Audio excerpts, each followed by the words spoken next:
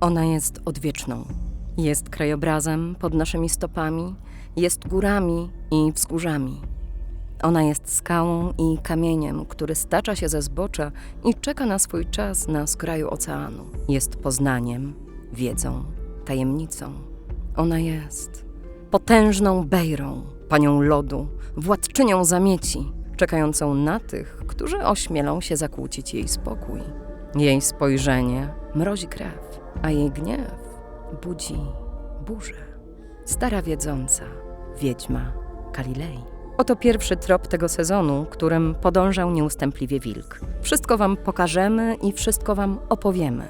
Miło jest nam powitać was w drugim sezonie. Mamy nadzieję, że zasubskrybujecie nasz kanał i zostaniecie z nami na dłużej. Usiądźcie wygodnie i pozwólcie nam się porwać.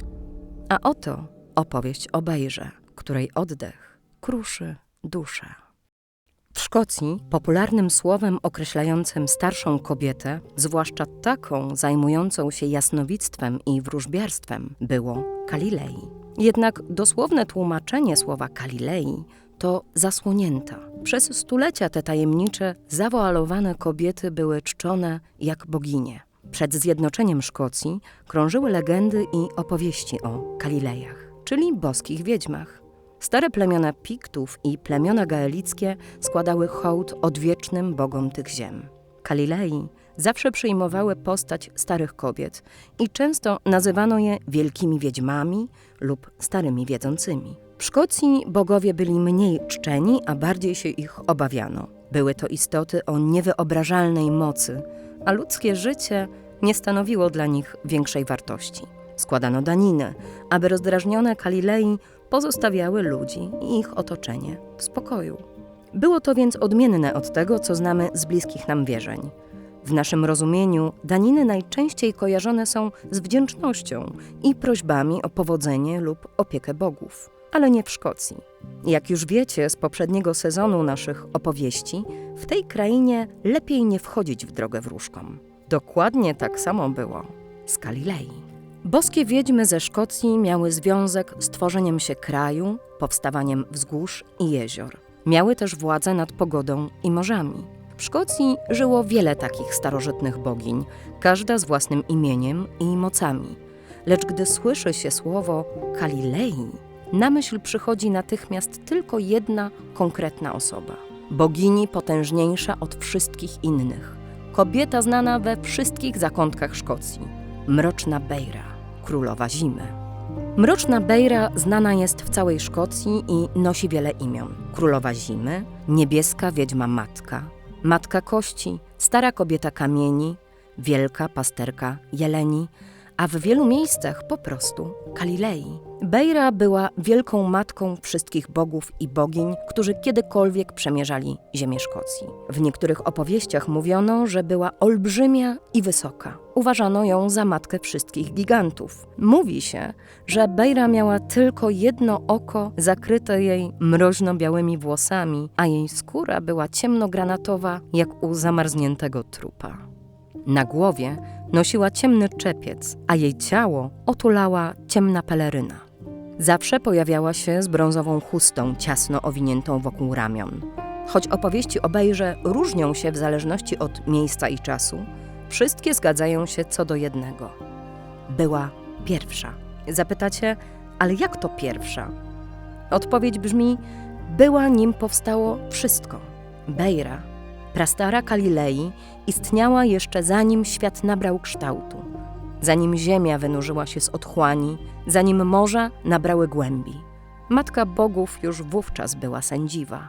Bejra to bogini paradoksów, stworzenia i zagłady, życia i śmierci. Jedna z dawnych opowieści mówi, że niosła ze sobą olbrzymi kosz wypełniany głazami, większymi niż największe szczyty. Kiedy przemierzała nowo powstałe oceany, kamienie wypadały z jej kosza, spadały w bezkresne wody i formowały lądy, doliny i góry. Inne wersje głoszą, że używała do tego magicznego kostura lub młota, narzędzi o boskiej mocy, którymi kształtowała krajobraz, niczym rzeźbiarka surowy blok marmuru. Jednak niezależnie od wersji, jedno pozostaje niezmienne. była najstarsza, najpotężniejsza, bez początku i bez końca. A to znaczyło, że każdy śmiertelnik na szkockiej ziemi drżał przed zimową królową, bo kiedy Beira wpadała w gniew, stawała się ucieleśnieniem żywiołu, dziką jak północny wiatr, okrutną jak sztorm szalejący na pełnym morzu. W furii potrafiła zmieść lasy z powierzchni ziemi, skruszyć góry, a zimnem uśmiercała wszystko, bez litości i bez wyjątku.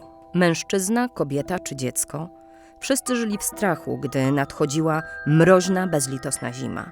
Mówiono, że w tym czasie Beira przechadzała się po lasach górskich wyżyn. Tam, wsparta na swoim kosturze, uderzała nim w ziemię, niszcząc każdą oznakę życia, każdy kiełkujący pęd. Jakby sama obecność zieleni była dla niej zniewagą. Na zachodnich pustkowiach, skutej lodem i wiatrem krainie, szeptano inne historie. Że nie stąpała po ziemi, jak zwykła śmiertelniczka, lecz dosiadała olbrzymiego, siwego wilka, który niósł ją przez bezkresne śniegi. W innych opowieściach przewodziła potężnemu stadu jeleni, które podążały za nią, jak za królową lodu. Beira władała ziemią i wszystkimi, którzy ją zamieszkiwali. Ale nawet najdłuższa zima nie trwa wiecznie. Z czasem poddani zaczęli się buntować, tęsknić za słońcem, za ciepłem, za światłem. A wtedy na horyzoncie pojawiał się on, Angus na białym rumaku, zwiastun wiosny i odwieczny przeciwnik zimowej królowej. Król lata, najmłodszy syn Kalilei, Beiry. On i jego małżonka Bright, królowa lata, byli kochani przez wszystkich ludzi, bo wraz z nimi przychodziło ciepło, życie i obfite plony.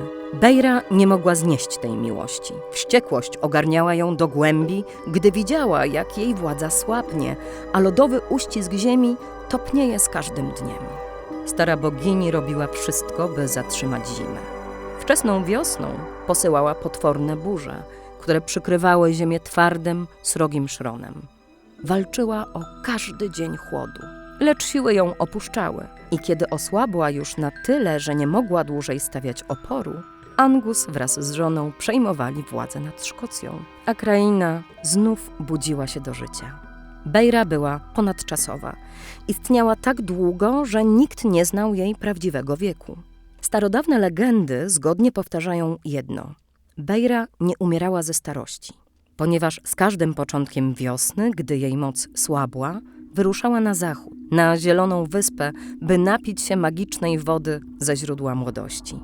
Zielona wyspa, jak mówią podania, unosi się na wodach oceanu. Jej ziemie skąpane są w wiecznym lecie, rodząc najwspanialsze owoce i najpiękniejsze kwiaty, jakich świat nie widział.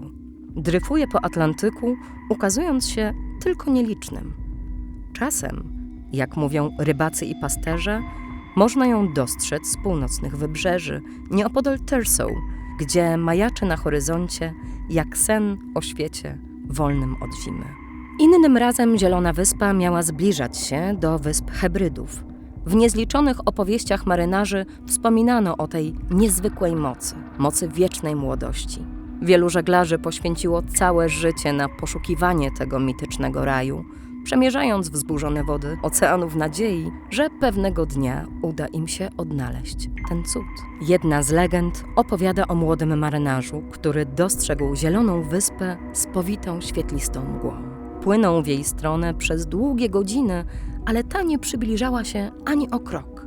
Gdy zapadła noc, wyspa zniknęła między falami, jakby rozpłynęła się w samym oceanie. To był pierwszy i ostatni raz, kiedy ujrzał zaginioną wyspę z legend. Mówi się, że żaden śmiertelnik nigdy nie postawił stopy na jej brzegu. Ale przecież Beira nie była śmiertelniczką. Zawsze wiedziała, w którą stronę podążać, by odnaleźć Zieloną Wyspę, gdy nadchodził czas, by napić się z magicznego źródła. Wody ze studni życia miały największą moc dokładnie w pierwszy dzień wiosny. Dlatego Kalilei zawsze docierała na wyspę w ostatnią noc zimy, w swój ostatni dzień panowania jako zimowa królowa. Tam, pośród wiecznego lata, zasiadała samotnie przy źródle w milczeniu, w ciemności, czekając na świt. Gdy pierwszy promień słońca przebijał się przez wschodni horyzont, stara czarownica zanurzała naczynie w wodzie. W niektórych wersjach opowieści mówi się, że Bejra musiała napić się ze źródła, nim pierwszy poranny ptak zbliżyłby się do zdroju. Jeżeli nie zdążyłaby sięgnąć po mistyczną wodę, starucha obróciłaby się w popiół i zniknęła na zawsze. Wraz z każdym łykiem wody odzyskiwała młodość. Jej siły wracały, a ciało powracało do swojej dawnej witalności. Po tym cudownym odrodzeniu Bejra wracała do Szkocji, gdzie zapadała w magiczny sen u stóp wielkich gór, czekając na chwilę, gdy znów zapadnie czas jej panowania. Za kilka miesięcy Bejra obudzi się znów w jasnym świetle słońca, odmieniona, o włosach pełnych i złocistych jak pole pszenicy, skórze jasnej niczym śnieg, o ustach czerwonych jak jagody jarzębiny. W jej oczach zalśni blask podobny do światła, które odbija się latem od morza. Królowa zimy stanie się młoda i piękna po raz kolejny. Wtedy wyruszy przez ziemię Szkocji odziana we wspaniałą zieloną szatę, a na głowie będzie miała wieniec z kwiatów lata, zwiastujący powrót ciepła i życia do krainy, którą kiedyś obejmowała lodowym uściskiem. Bejra stała się teraz najbardziej urzekającą, najpiękniejszą boginią w całej krainie. Jedyną rywalką tej piękności była jedynie Bright, niezrównana królowa lata.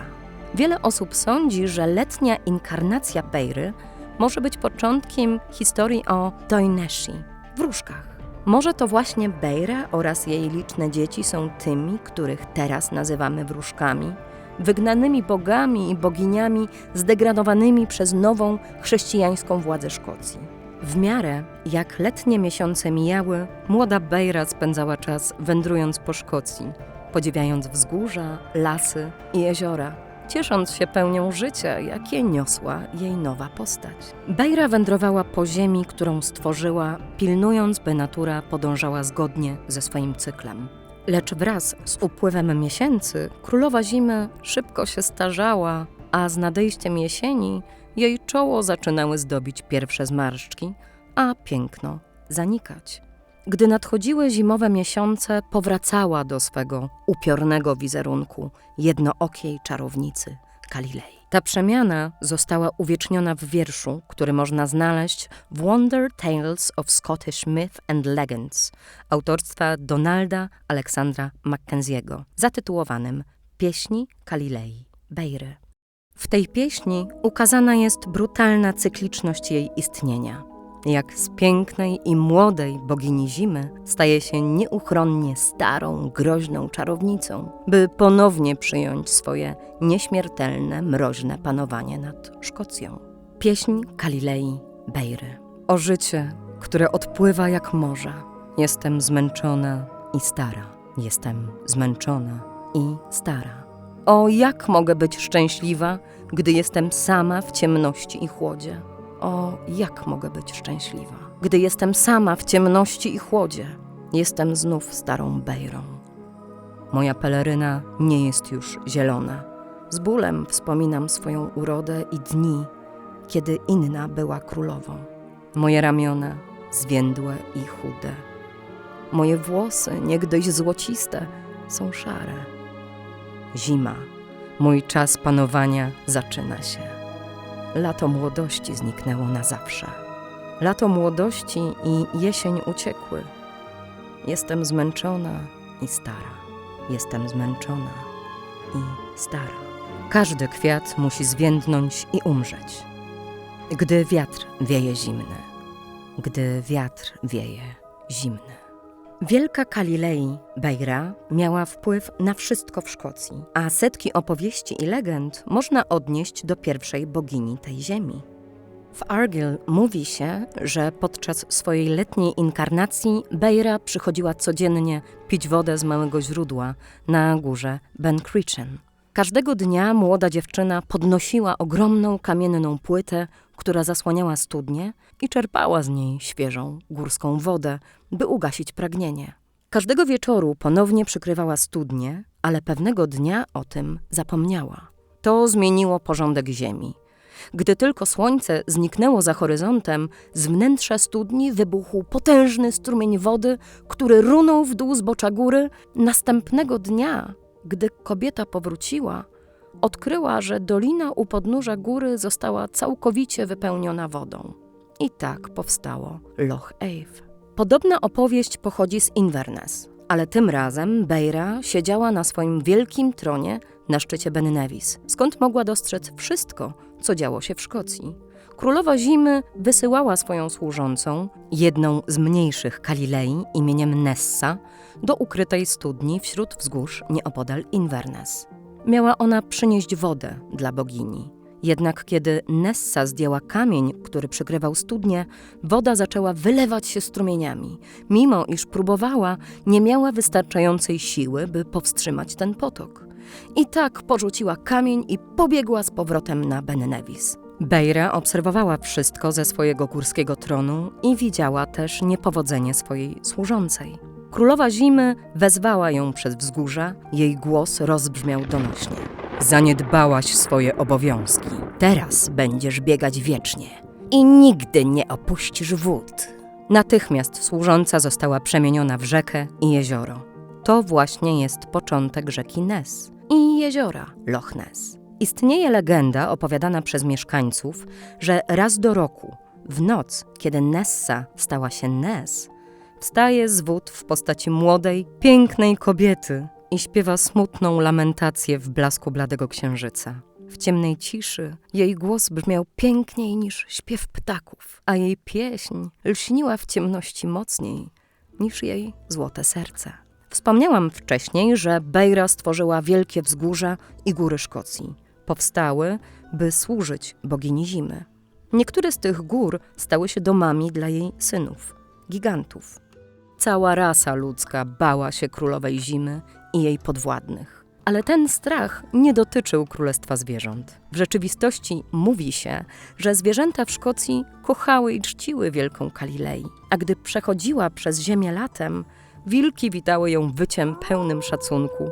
Przebiegły lis szczekał w jej stronę w wyrazie podziwu, a drapieżniki powietrzne krzyczały z radości na jej przyjście. Beira miała szczególną więź ze zwierzętami, które gromadziły się wokół niej w wielkich stadach jeleni, kóz, owiec i bydła, którym udzielała swojej ochrony. W jednej z opowieści myśliwy dostrzegł przepięknego jelenia na skraju lasu i szybko naciągnął swój łuk, by oddać strzał. Pierwsza strzała, którą wypuścił, leciała prosto w kierunku jelenia, gdy nagle stworzenie zniknęło i pojawiło się kilka yardów dalej. Zaskoczony myśliwy po chwili wypuścił drugą, a potem trzecią strzałę, ale żadna z nich nie trafiła w cel. Wtedy w lekkim przestrachu dotarło do niego, że to stworzenie jest chronione przez Kalilei. Istnieje wiele innych opowieści o wielkich starożytnych bogach Szkocji, o Beirze i jej synach i córkach. Są oni samymi siłami natury, które kształtują świat wokół nas i robią to od początku czasu. Czas panowania królowej Zimy już dobiegł końca. Ten, który przemierzał dla was zimowe krainy, czując jak palce zamieniają się w sople lodu, słysząc jak skrzypi z zimna jego odzienie, nieraz ścigał się, by zdążyć przed zachodem słońca, by lodowaty oddech Beiry nie skruszył mu duszy. Jeśli dotarliście do tego momentu, chcielibyśmy wam ogromnie podziękować. Wasza uwaga jest dla nas najcenniejsza. Mamy cichą nadzieję, że przybliżyliśmy was nieco bliżej do starych praw tych krain i rozpaliliśmy ogień ciekawości. Widzimy się za miesiąc. Sowa i wilk.